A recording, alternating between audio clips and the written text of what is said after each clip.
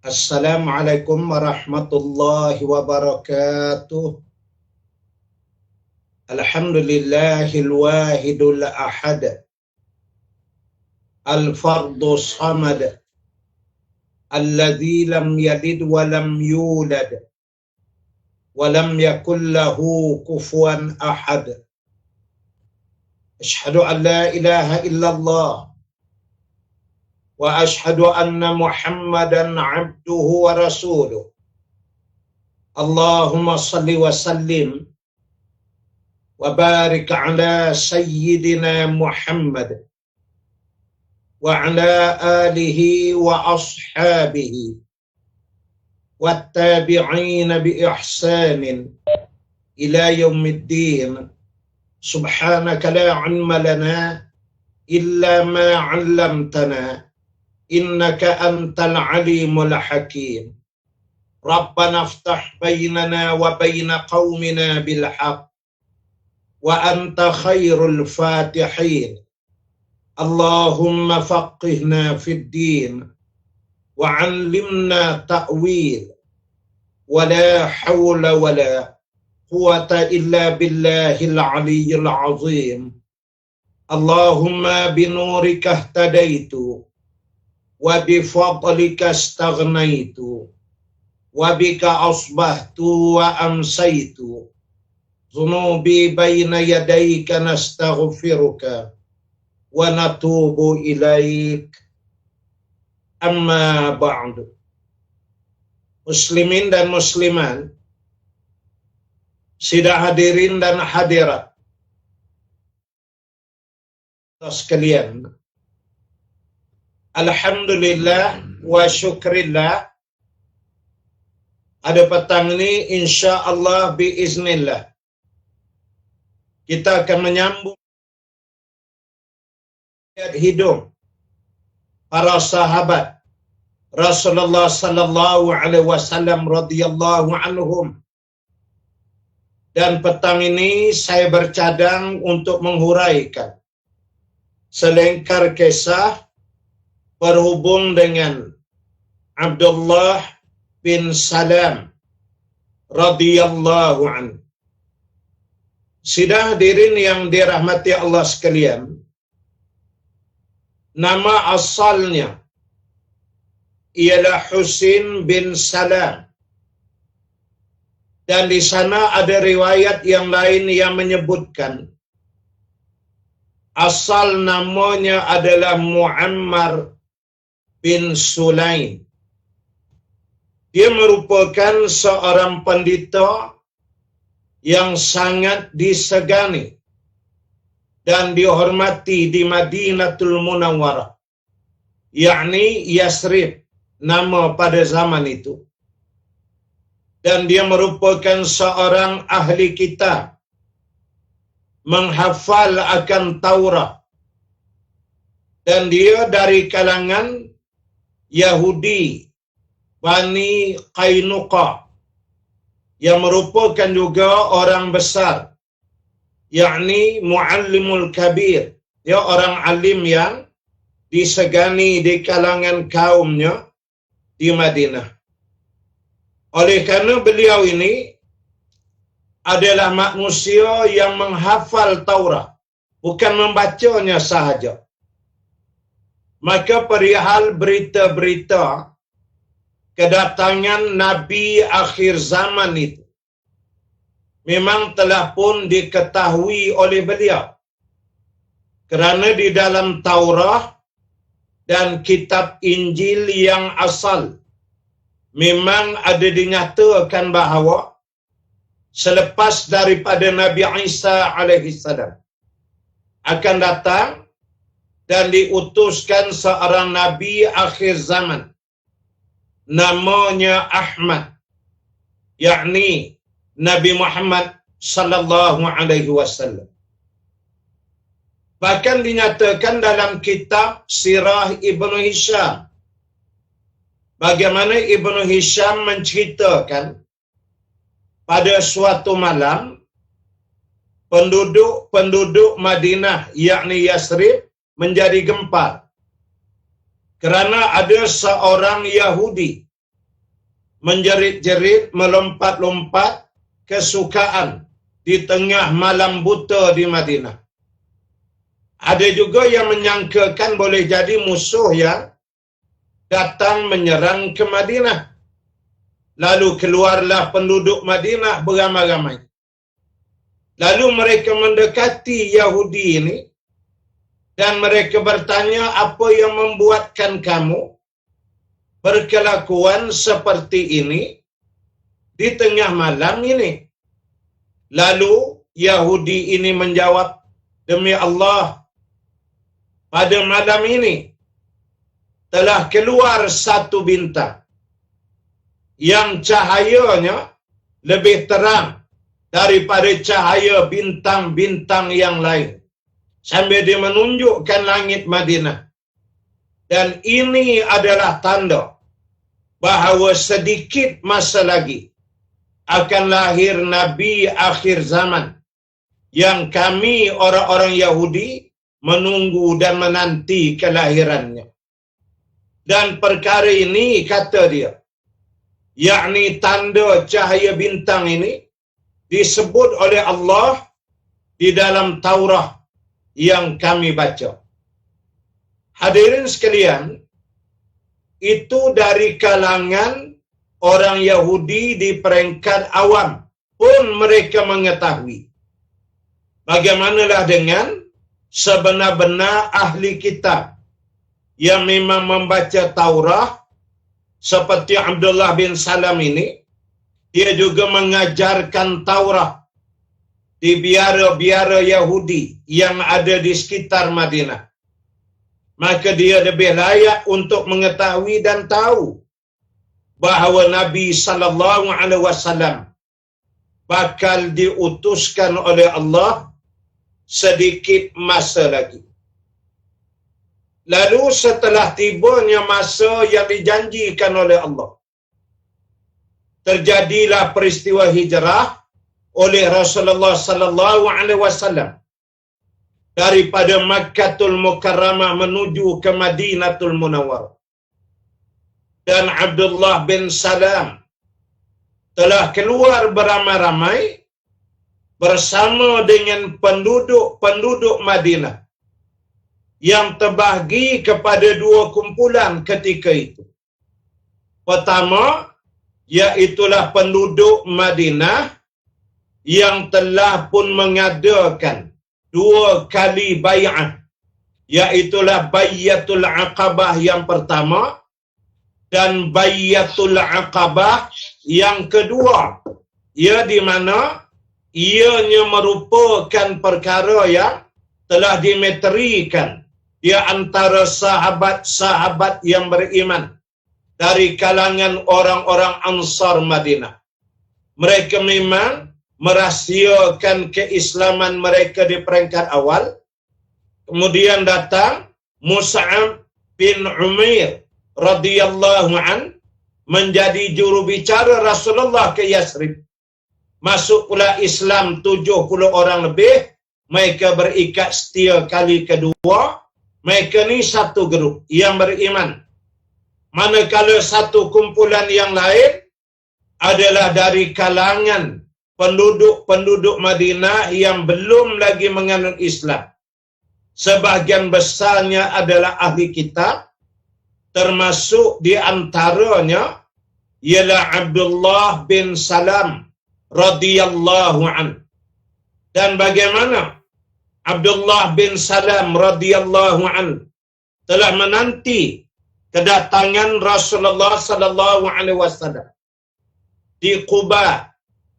Karena Quba pada masa itu adalah merupakan pintu masuk di antara laluan utama bagi mereka-mereka yang datang daripada luar Madinah. Quba adalah pintu utama untuk masuk ke bandar Madinah ada masa itu.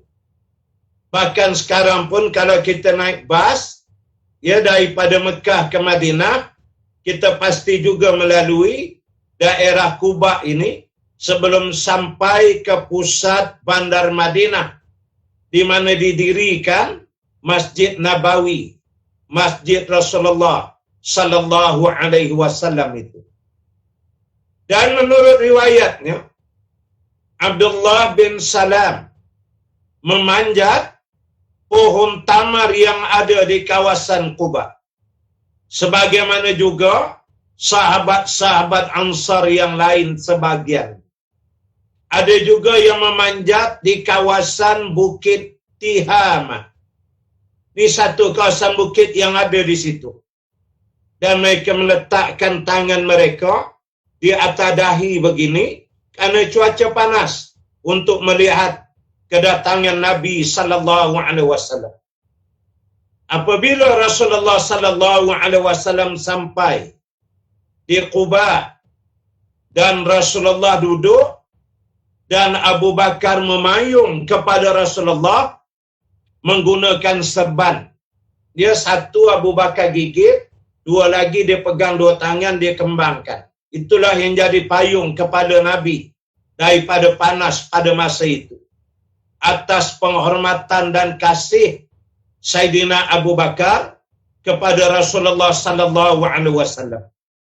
Makanya Abdullah bin Salam turun dan melihat. Sebaik saja dia melihat wajah Rasulullah sallallahu alaihi wasallam terus terdetak di hatinya dan dia menyebut, sesungguhnya inilah dia Nabi akhir zaman yang dinanti-nantikan. Lalu dia turun dan bersama dengan orang ramai mengerumuni Rasulullah sallallahu alaihi wasallam. Sebaik sahaja selesai daripada beristirahat seketika, Rasulullah sallallahu alaihi wasallam terus bersabda, dan inilah kalam taujihat yang pertama yang didengar oleh Abdullah bin Salam daripada Nabi sallallahu alaihi wasallam, yaitulah Rasul sallallahu alaihi wasallam bersabda, ya ayyuhan nas aqshus salam wa at'imut ta'am wa sallu bil laili wan nasu niyam tadkhulul jannata bis salam. Maksudnya, wahai sekalian manusia, sebarkanlah salam, berilah makan kepada orang-orang yang lapar, dan bangunlah bersembahyang malam ketika orang lain sedang tidur. Kemudian masuklah ke dalam syurga dalam keadaan aman dan selamat. Inilah di antara nasihat awali yang diberikan oleh Rasulullah sallallahu alaihi wasallam kepada penduduk Yathrib. Di hari awal Rasulullah sallallahu alaihi wasallam sampai di sana. Oleh kerana itu kita mesti senantiasa pada kedudukan wa takra'us salam, sentiasa menyebarkan salam ini.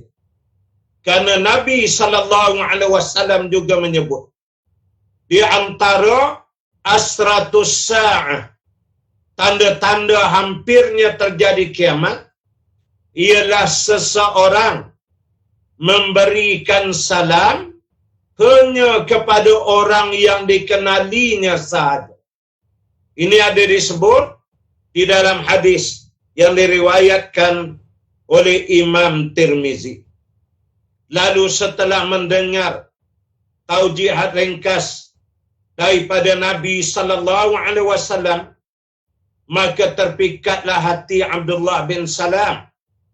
Lalu dia menghampiri Rasulullah sallallahu alaihi wasallam, kemudian dia menyatakan, inni sa'iluka an thalathin la ya'lamuhunna illa nabi, fama awwal ashratis sa'ah, wa ma awlu ta'am ahlil jannah, wa ma yanzi'ul waladu ila abihi au ila ummihi. Ini di antara soalan, ada 3 soalan yang dikemukakan oleh Abdullah bin Salam. Belum mengucap lagi, tapi dia uji. Dia nak melihat kebenaran kerana dia ahli kitab. Maksud ucapannya tadi, sesungguhnya aku akan bertanya kepadamu tentang 3 hal yang tidak ada sesiapa pun yang mengetahuinya, melainkan dia seorang rasul. Kalau betul dia rasul, dia akan boleh jawab. Kalau tidak, dia tak akan boleh jawab soalan saya ni. Lalu dia bertanya kepada Nabi sallallahu alaihi wasallam, apakah awal tanda terjadinya hari kiamat? Yang kedua, apakah makanan yang pertama yang dimakan oleh ahli syurga? Manakala soalan yang ketiga, apakah yang menyebabkan seseorang anak wajahnya menyerupai emak dia atau wajahnya menyerupai ayah dia? Inilah 3 soalan dikemukakan kepada Nabi sallallahu alaihi wasallam. Lalu Rasulullah sallallahu alaihi wasallam bersabda, akhbarani bihinna Jibril anifa. Baru sahaja sebentar tadi Jibril alaihi salam memberitahu jawapannya kepada aku, Rasulullah kata. Lalu Abdullah bin Salam menyatakan, Jibril ya Muhammad? Terperanjat dia. Malaikat Jibril? Nabi sallallahu alaihi wasallam menyatakan, ya, benar, na'am, betul, Jibril. Lalu Nabi sallallahu alaihi wasallam menambah dengan hadisnya, zaka aduwwul yahudi minal malaikah. Faqara'a hadhil ayah, man kana aduwwa li Jibril fa innahu nazzalahu ala qalbik biiznillah. Maksudnya, Jibril itu adalah kalangan malaikat yang dimusuhi kaum Yahudi. Sambil baginda sallallahu alaihi wasallam membacakan ayat 97 dari suratul Baqarah yang bermaksud, sesiapa yang memusuhi Jibril alaihi salam, maka sebabnya ialah kerana Jibril itu menurunkan Al-Quran ke dalam hatimu, wahai Muhammad, dengan izin Allah. Oleh kerana Rasulullah sallallahu alaihi wasallam ni buta huruf, ummi, tak tahu membaca, tak tahu menulis. Bila Allah masukkan dalam hati Nabi Al-Quran, maka ahli kitab datang nak berhujah, Nabi keluar Quran. Datang aja nak berhujah berdalih, Nabi bawa Quran. Maka jadi sakit hati mereka. Mereka merasakan bahawasanya Nabi Muhammad sallallahu alaihi wasallam yang ummi, yang buta huruf ni, tak terkalahkan oleh kita yang dikira celik, reti membaca, menulis, hafal Taurat Injil. Pun kita tak boleh nak lawan Muhammad. Ini puncanya kata mereka sebab Jibril lah. Kerana Jibril yang memberikan wahyu kepada Nabi sallallahu alaihi wasallam. Jibril ni jadi punca kita payah ni. Maka orang-orang Yahudi tidak suka kepada malaikat Jibril kerana dia membawa wahyu kepada Nabi. Dan wahyu itulah yang membongkar kejahatan mereka, mendedahkan kerja-kerja jahat dan rancangan-rancangan sulit mereka bagi menjatuhkan Nabi sallallahu alaihi wasallam dan Islam di Madinatul Munawwarah dia pada masa itu. Lalu Nabi sallallahu alaihi wasallam pun terus menjawab soalan yang dikemukakan oleh Abdullah bin Salam tadi. Amma awlu ashratis sa'ah fanarun tahsyurun nas minal masyriqi ilal maghrib. Wa amma awwalu ta'am ahlil jannah faziyadahu kabidil hut. Wa idza sabaqa ma'ur rajuli ma'al mar'ati nada'al walad. Wa idza sabaqa ma'ul mar'ati naza'at. Maksudnya adalah awal tanda hari kiamat itu apabila munculnya api yang menghimpunkan manusia dari timur ke barat. Ini tanda awal hari kiamat. Sebab itu ulama-ulama menyebutkan bahawa bermula kiamat itu di bumi sebelum naik ke langit. Iza zulzilatul ardu zilzalaha. Apabila Allah Ta'ala menggegarkan, menggempakan bumi, menggoncang bumi dengan sehaibat-haibat goncangan. Jadi awal daripada hari kiamat ialah terjadinya perkara-perkara di bumi. Selain daripada gempa yang disebutkan tadi, ialah apa yang Nabi sebut keluarnya api ya daripada arah timur barat dunia ini, dan api ini mengepung manusia. Ini hadis dan ianya tetap benar sehingga hari kiamat demi Allah. Kalau dibicarakan berhubung dengan perkara ini, air itu asal daripada dua unsur gas. Sebab itu saya masih ingat masa kita belajar di sekolah dulu. Bila sebut air, H2O. Dua hidrogen, satu oksigen. Apabila dua hidrogen bergabung dengan satu oksigen, maka terbentuklah setitik air. Hidrogen sifatnya membakar. Oksigen juga membakar. Bahkan gas hidrogen ni kalau terdedah aja, dia akan dia spark. Kalau masih ingat masa di asrama dulu, di sekolah, masuk dalam lab ya, dalam makmal, ada kita panggil tabung uji. Dalam tu dimasukkan gas hidrogen sikit, kemudian tutup dengan tangan. Bila angkat aja dia spark, menunjukkan hidrogen itu membantu lebih cepat ke arah pembakaran. Bagaimana hidrogen yang membakar, oksigen juga sifatnya boleh memarakkan api, digabung jadi air yang boleh memadamkan api. Nah, ini perkara yang manusia tidak boleh fikir dengan akal. Maha suci Allah Jalla Jalallah, yang maha sempurna Allah Ta'ala. Maka esok bila nak kiamat, daripada dua gas ni, oksigen dan hidrogen, Allah keluarkan oksigen, tinggal hidrogen je. Habis laut akan bertukar jadi laut api. Selagi ada tasik, air hujan, air apa, semua jadi api. Payah apanya Allah nak kepung manusia dari arah timur barat. Ini kena ingat. Oleh kerana itu, kita harus bersyukur dengan air. Jangan kita buat pencemaran alam sekitar.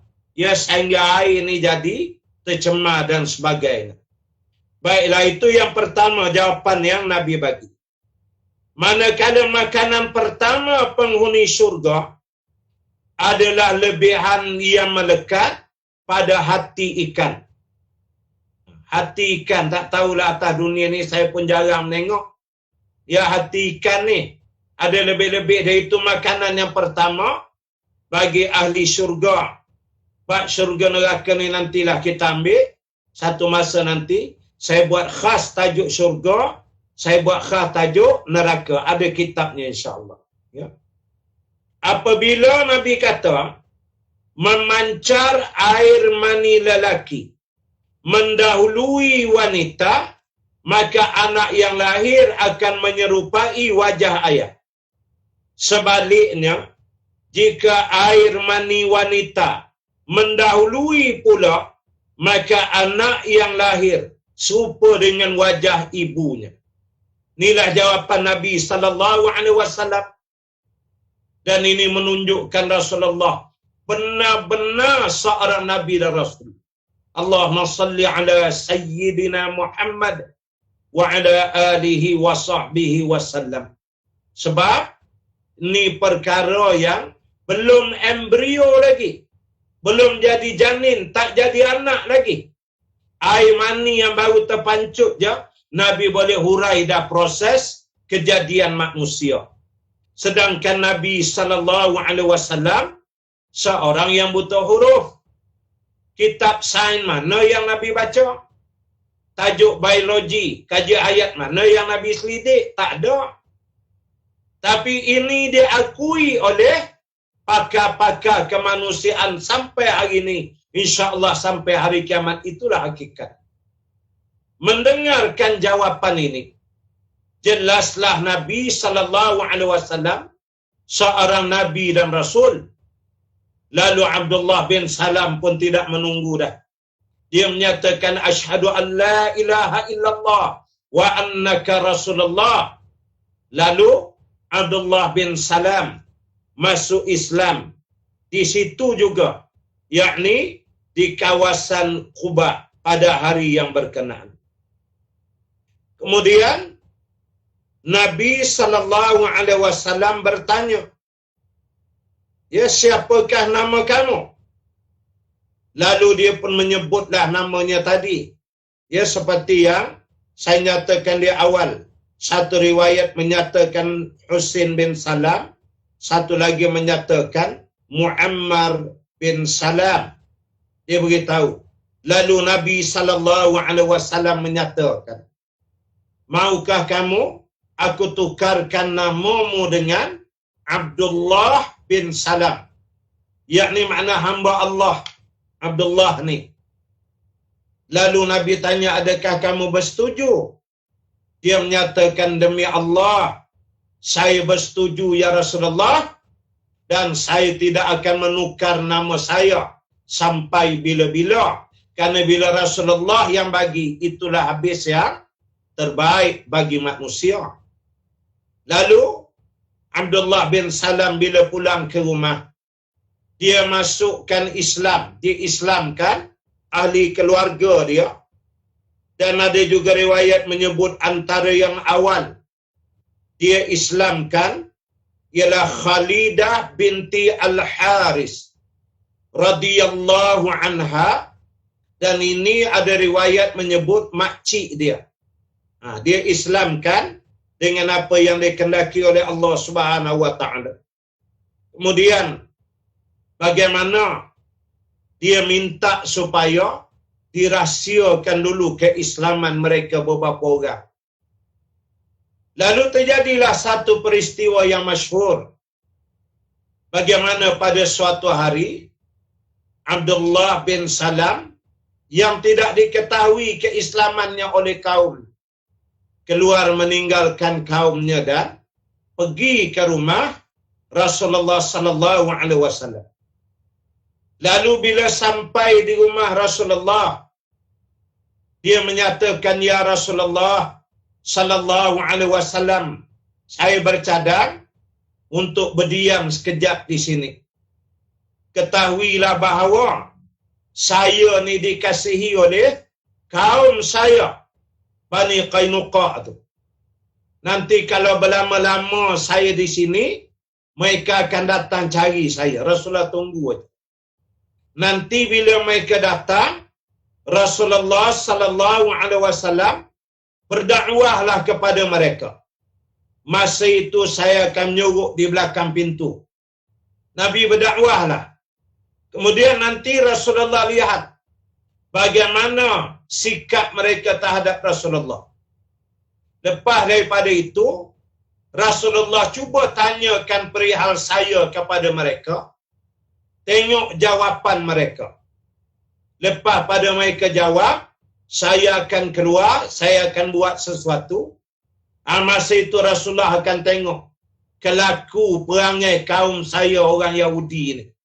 Saya nak dedah ke Rasulullah perangai jahat orang-orang Yahudi ini. Lalu Rasulullah pun bersetuju. Dia pun berdiamlah di rumah Nabi. Oleh kerana lama dah dia tak balik ke kampung.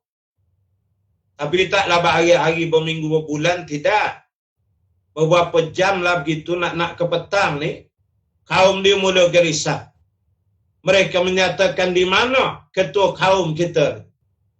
Kita kena cari, dia tak balik-balik ni, takut ada hal. Lalu berjalanlah mereka cari merayau begitu gini. Akhirnya sampai di rumah Rasulullah sallallahu alaihi wasallam.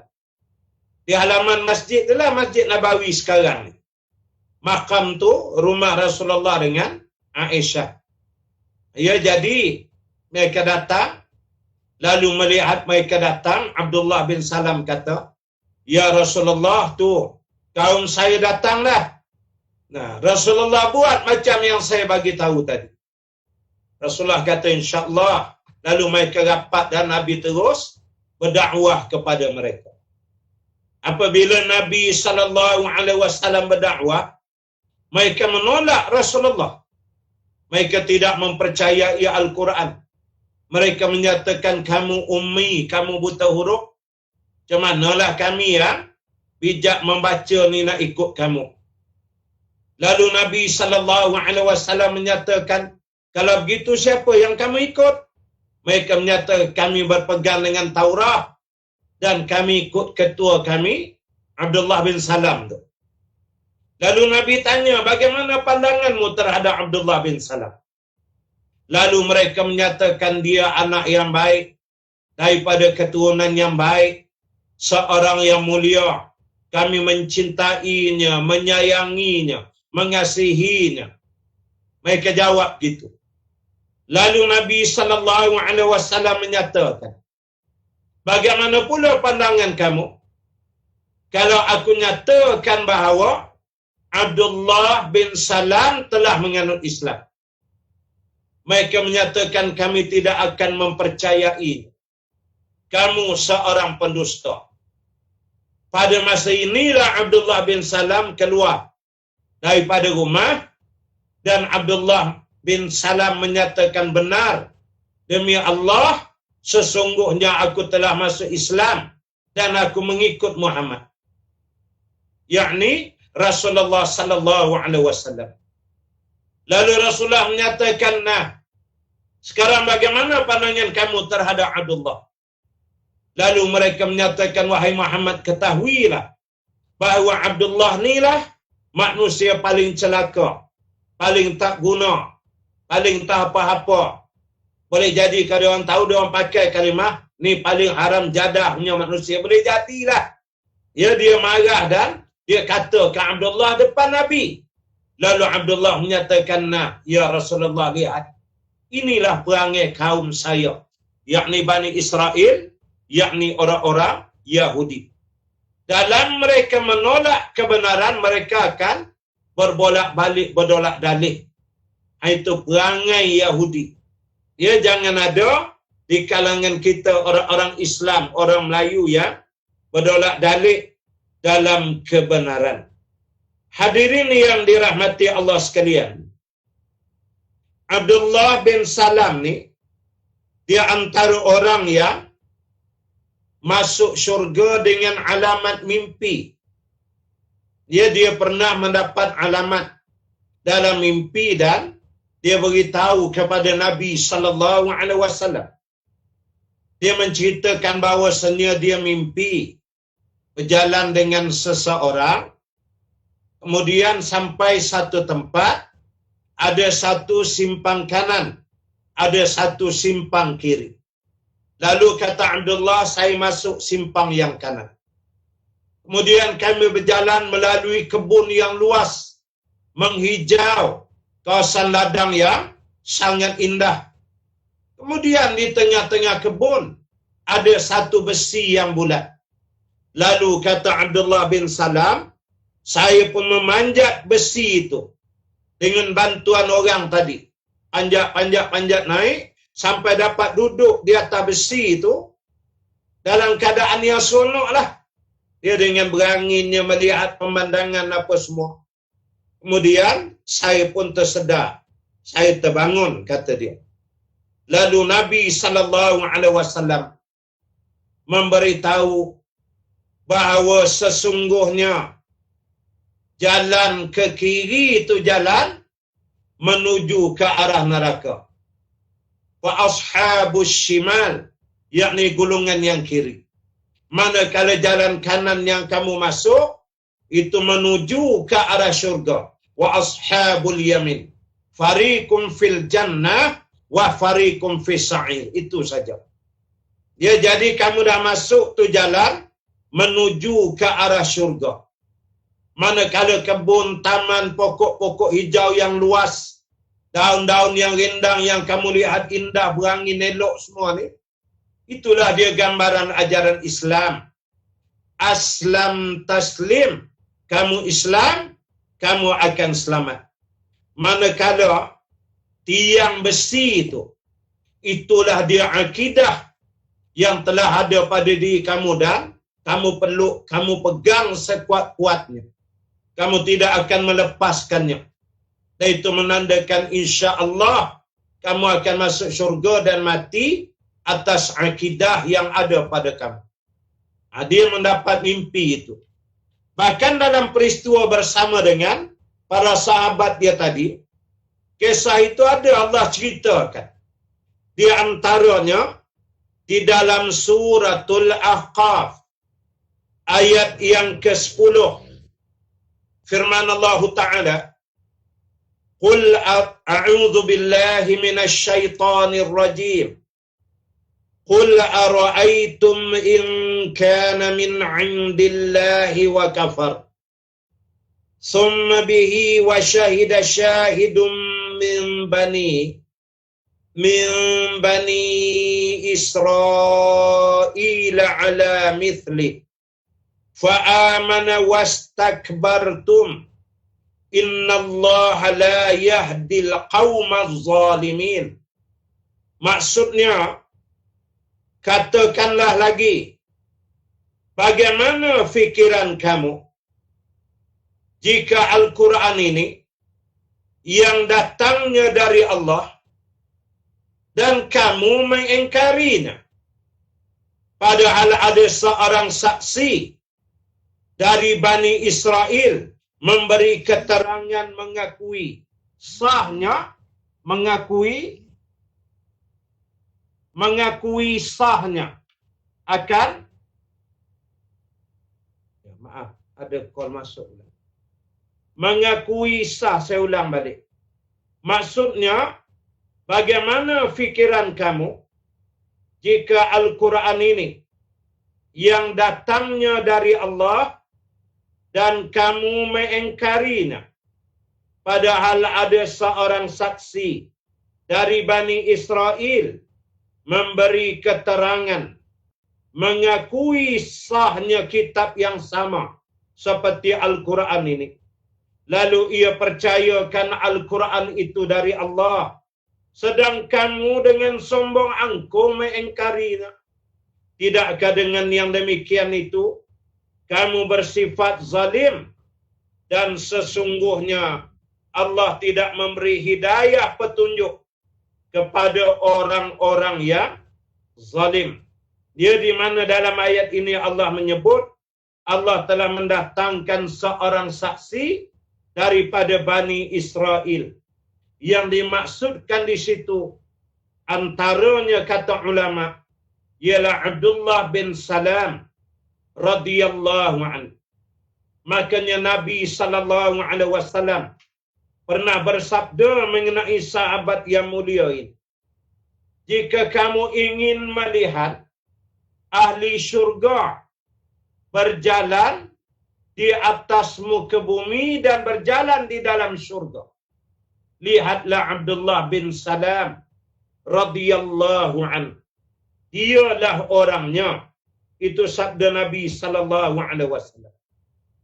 Hadirin sekalian, ada juga peristiwa lain yang seharusnya menjadi peringatan kepada kita.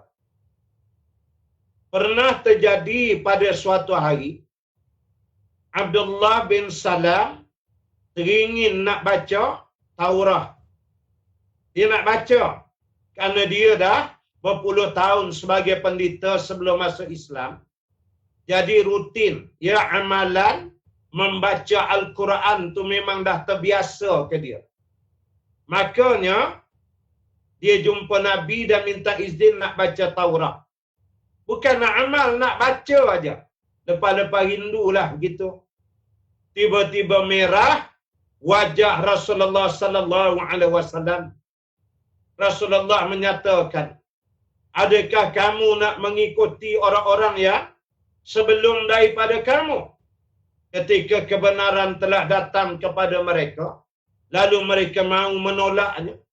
Yakni Al-Quran dah ada, kamu nak tengok Taurat lagi? Rasulullah marah.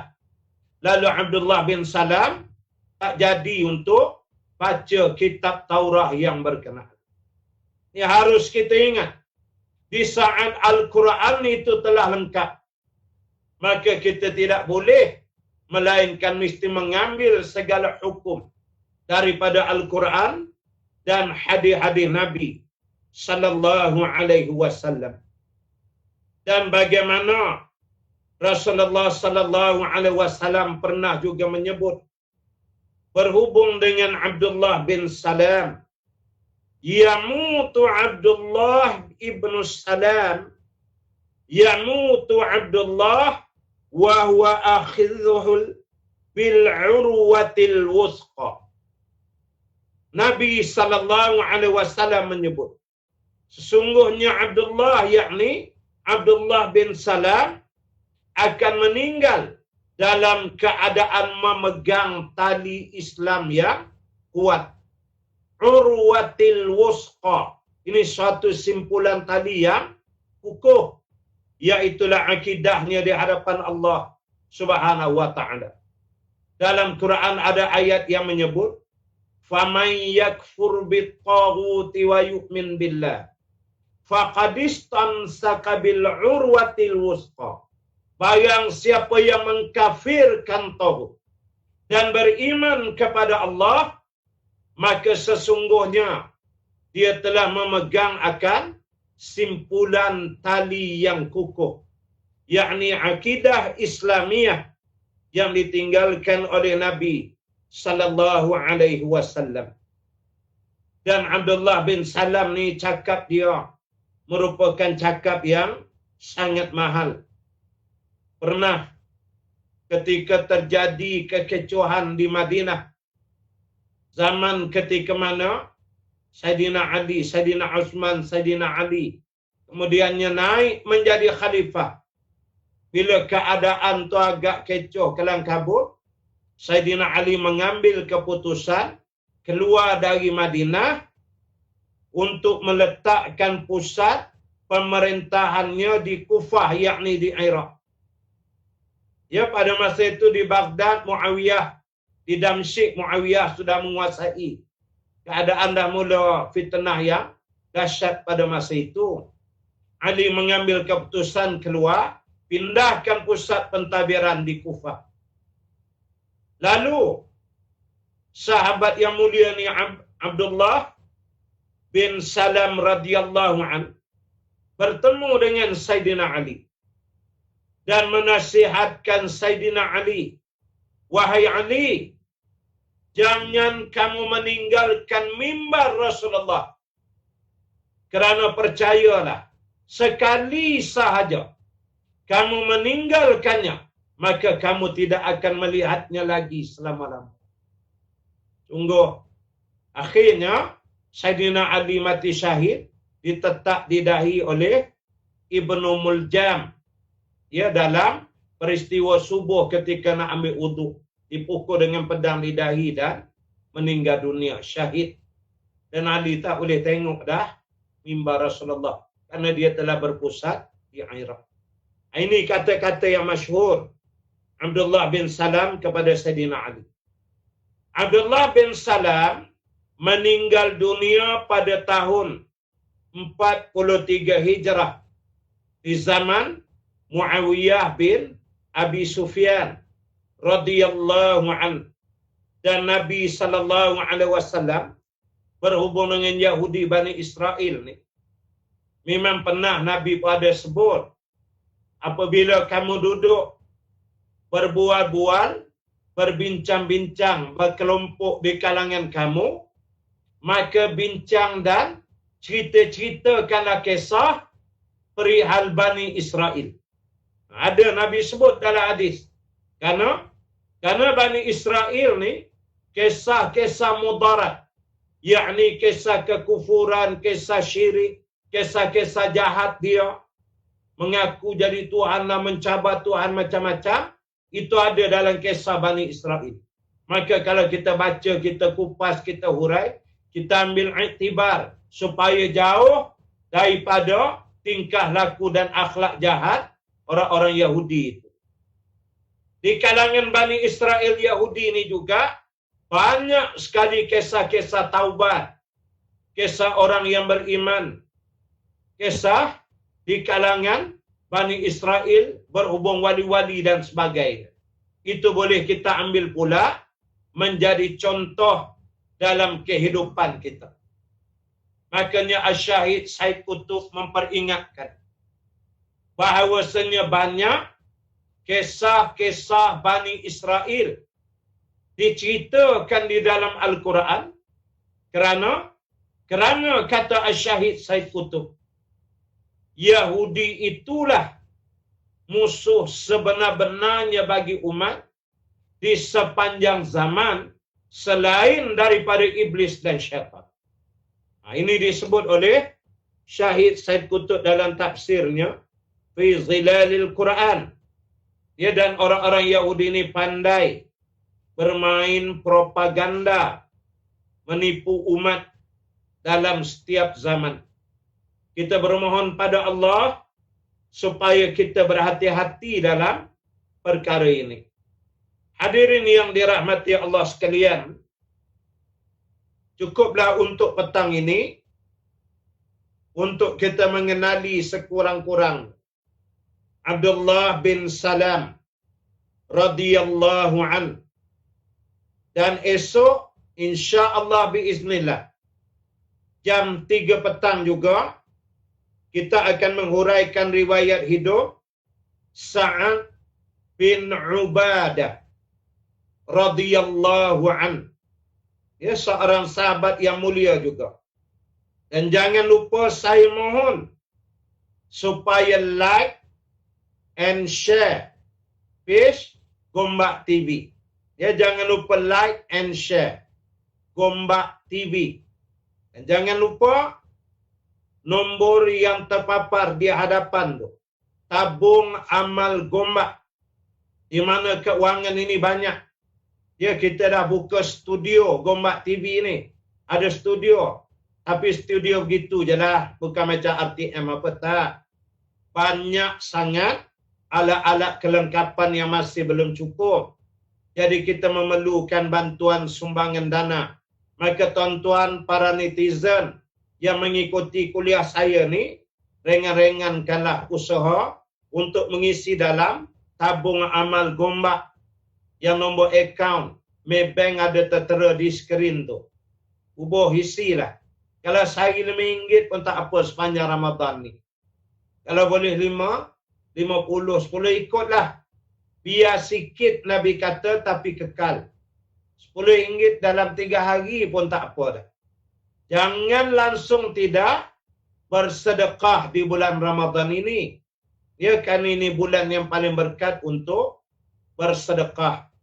Jadi duit ni kita akan gunakan untuk kepelbagaian usaha atas nama Dewan Pemuda Kawasan, di atas nama Permuafakatan Ummah, atas nama Muafakat Nasional bagi kawasan Gombak, bagi kita lakukan kerja-kerja ke arah penyebaran Islam dan memenangkan Islam dalam kehidupan ini. Saya merakamkan ribuan terima kasih di atas pemerhatian semua, dan mohon maaf tadi ada satu call masuk tak tahu dari siapa. Yang mudah-mudahan Allah mengampuni dosa-dosa kita. Terus beristiqamah dengan amal di bulan yang mulia ini. Mari kita berdoa mengambil keberkatan Ramadan. A'udzu billahi minasyaitonir rajim. Bismillahirrahmanirrahim. Alhamdulillahi rabbil alamin. Wassalatu wassalamu ala asyrafil anbiya wal mursalin sayyidina Muhammad wa ala alihi wa sahbihi ajma'in. Allahumma inna nas'aluka ridhaka wal jannah wa na'udzu bika min sakhatika wan nar. Allahumma innaka 'afuwun karim tuhibbul 'afwa fa'fu 'anna wa 'an walidina 'an jami'il muslimina wal muslimat wal mu'minina wal mu'minat al ahya'i minhum wal amwat bi rahmatika ya arhamar rahimin. Walhamdulillahi rabbil alamin. Wabillahi taufiq wal hidayah. Assalamualaikum warahmatullahi wabarakatuh. Wallahu a'lam.